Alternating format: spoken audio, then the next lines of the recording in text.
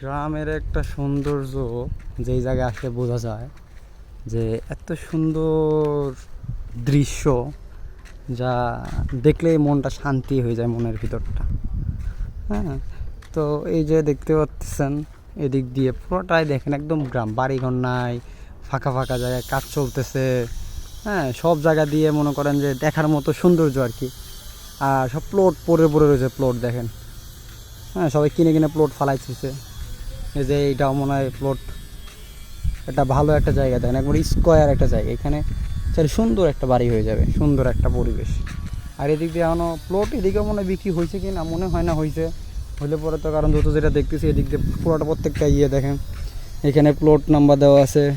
হ্যাঁ, কত এটা 6,434, 6,434।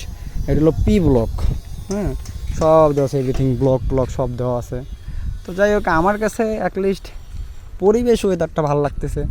হ্যাঁ, তো আপনাদের কাছে কাছে কেমন লাগে অবশ্যই জানাবেন কমেন্টে।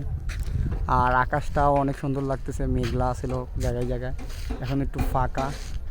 তো মুগ্ধকর পরিবেশ, আসলে মনটাই, হ্যাঁ, মনের ভিতরটা আর কি এত ভালো লাগে, আসলে পরে এটা না আসলে বোঝা যাবে না। ঠিক আছে, মনে হয় যে এইটা সম্ভবত একটা বাড়ি, কেউ হয়তো থাকে, হয়তো বাংলো বাড়ি হবে। হ্যাঁ, এরকম কিছুটা হবে হয়তো বাড়িটা, দেখতে পাচ্ছেন বাড়িটা। আর এখানকার যে চাচা আছে, চাচার কাছে আমি আর কি যেটা শুনলাম, চাচা বলতেছিল যে এখানে রাত্রেবেলা শিয়াল ডাকে। তো তাহলে গ্রামের পুরোটা ফিল পাচ্ছেন এখানে আপনি চাইলে। হ্যাঁ, তো অ্যাটলিস্ট সব মিলিয়ে আর কি ভালোই লাগতেছিল আসার পরে। তো কার কাছে কেমন লাগে এই দৃশ্যটা অবশ্যই কমেন্টে জানাবেন।